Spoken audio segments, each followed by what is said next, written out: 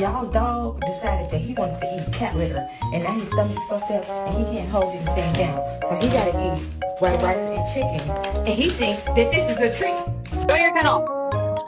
Hey, you put that down. Be nice, boy. Slow, okay? Good girl. You're my little good boy, baby. You're my little good boy.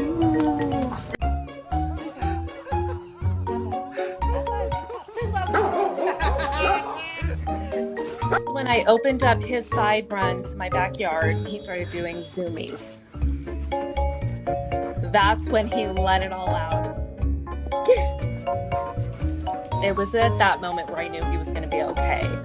He's obsessed with my poodle.